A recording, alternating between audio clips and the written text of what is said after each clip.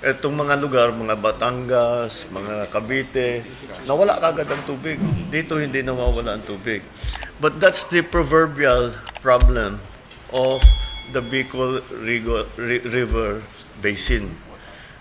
Kaya kailangan talaga natin pag-isipan what are we going to do in the long term, because you cannot expect any changes.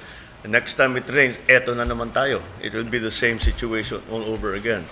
So we have to find a long-term solution. Pinag-aaralan ko ito, and I found that in 1973, there was the Bicol River Basin Development Project. Ito sa USAID project na it included the building AID, pero may kasamang ADB, pati yung mga Japanese, may yung wala pang JICA noon. What was the equivalent of JICA? EDC. Ha? EDC. Oh, pati EU kasama sa plano. And it was a very I have here a study of from someone from UP that assessed the effects of the BRBDP. Despite some challenges, mukha namang naging malaking naitulong. Yun lamang, hindi natapos. In 1986, when the government changed, nawala na yung project. So, basta't natigil.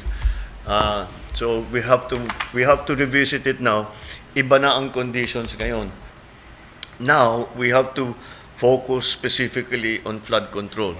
The others, marami naman tayong mga plano for the rest of it. But we have to focus now on flood control, because flood control, kaya nga, sobra na yung tubig eh. Hindi na talaga kaya. Kahit na, may flood control naman tayo eh.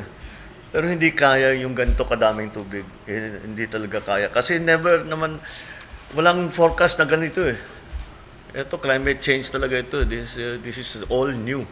So we have to come up with also new solutions. Yes. Alam ko may studying ginagawa ang Public Works tungkol dito. Yes, Mr. President.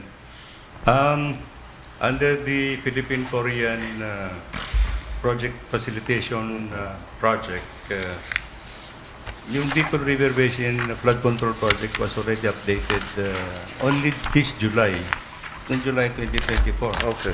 Now, including the feasibility study for the flood control program, Mr. President. So by early next year, we'll be doing the detailed engineering design of the